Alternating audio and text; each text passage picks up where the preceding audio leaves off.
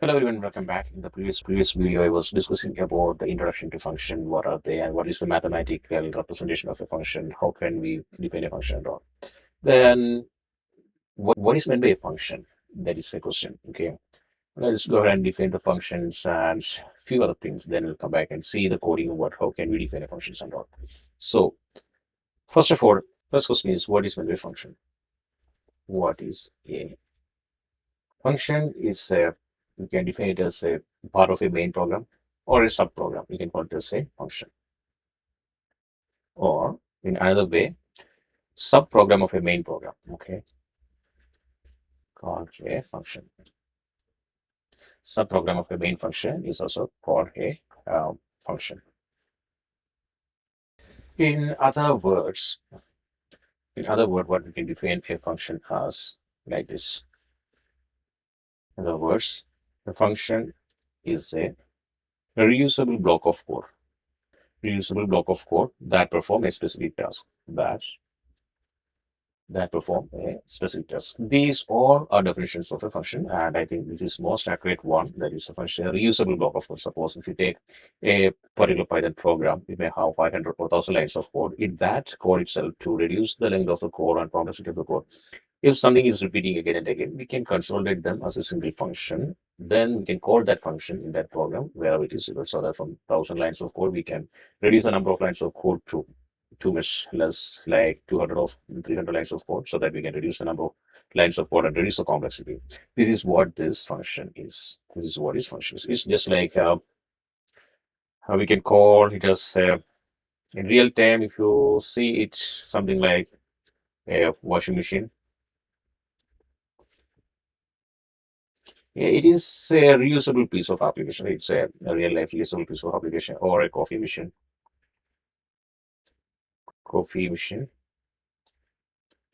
or we can say ATM machine. These are doing the same kind of task, same kind of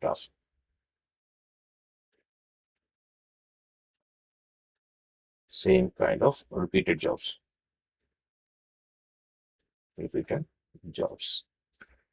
These are all doing something or the other way. They are also a function, we can call it a real life functions. They do this repeated task again and again and again. So these are the real life example. Like that we have earlier defined. Let's go ahead and see how can we create a function. Then we'll move ahead with the other steps. First of all, what I'm going to see is in function itself, what are the type of functions? First is type of functions.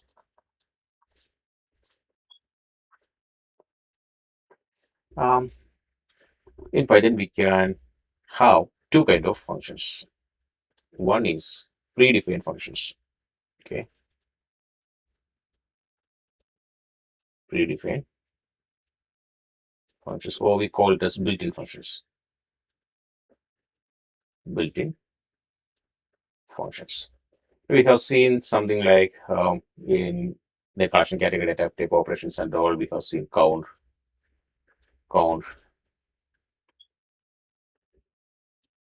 okay, dot sum, dot min, and dot max, right? Along with suppose if it is a list one dot min, it'll give the minimum of that particular list one dot max, like that.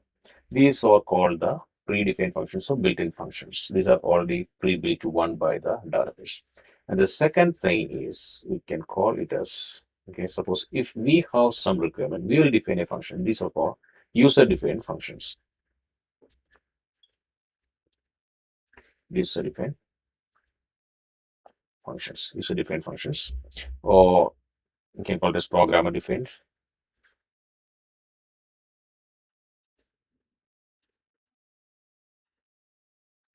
User-defined or programmer-defined functions, or we can call it as custom-defined functions, whatever it may be. Okay, so that depend upon our use case. Suppose if I have a custom use case, then I'll be writing that logic. Okay, custom logic. I'll be writing that custom because this particular custom logic is repeating again and again in that particular program. So I'll define that particular logic and put them in the cust function. Okay, I'll put them, write the statement in that particular a function, and whenever I require, I will call this cust function. Whenever I need this one, I'll call it custom function. These are called the user-defined functions. In any function, we have three things are there.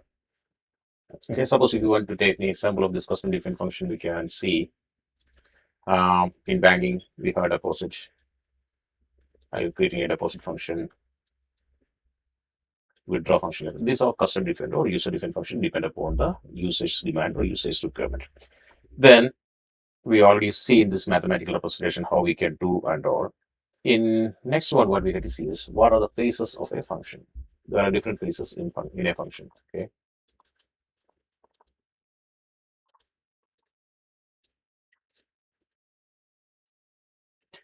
different phases of a function. In every Python function or any program, any function, one thing is we need to give some input. We need to give some input. We have to give some input. Okay. And the second thing is once we give the input, we have to do the process.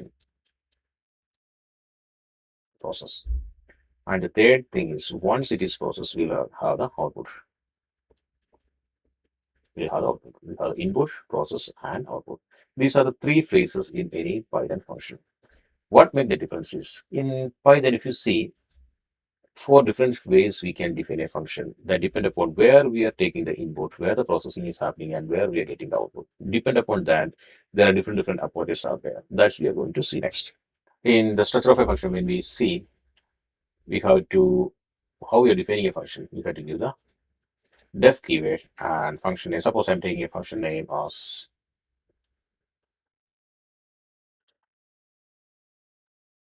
some operation. This is the function. Okay, I'm just giving some formal parameters a comma b.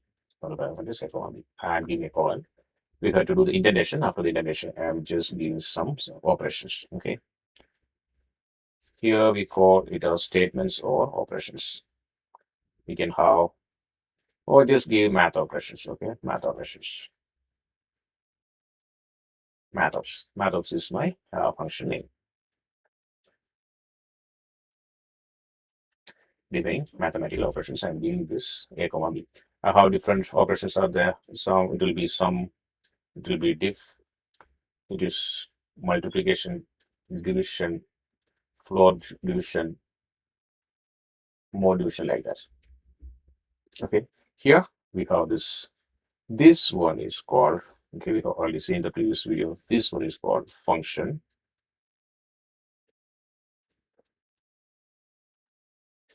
heading, and this one is called function body. Function body. This together is called function definition. Function definition. Once we define the function, outside the function, we need to call the function. Okay. Maybe it is in the main program. Outside the function definition, we are going to call this function. This is called the function call. Suppose I'm just calling math operation. I'm just going to call the math operation. Okay. Math operation. I have to pass two parameters. Okay.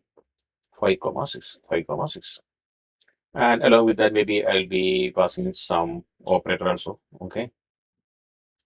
Operator. In that case, we need to pass the operator also. In that case, operator also we need to pass. So that 5 will be replaced by A, 6 will be replaced by B, and the operator will be replaced by what other operator we have. It can be a plus, or it can be minus, or it can be a multiplication, can be division, can be modular division, floor division, or it can be modular. It can be any kind of calculation. So this all together will constitute a function. This all together will constitute a function. This is called a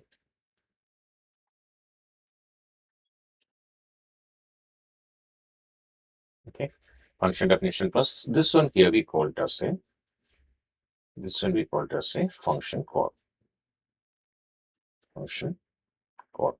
We will define the function with appropriate operator or appropriate parameter. We are calling the function. So this is called the function definition. This is called the function definition plus function call. It is altogether called as a function operation. Function operation. This is what about a function operation. So what we have seen here is what are the phases of the function, and what is we have seen the built-in function, what are the built-in function, and what is when the custom defined functions and all.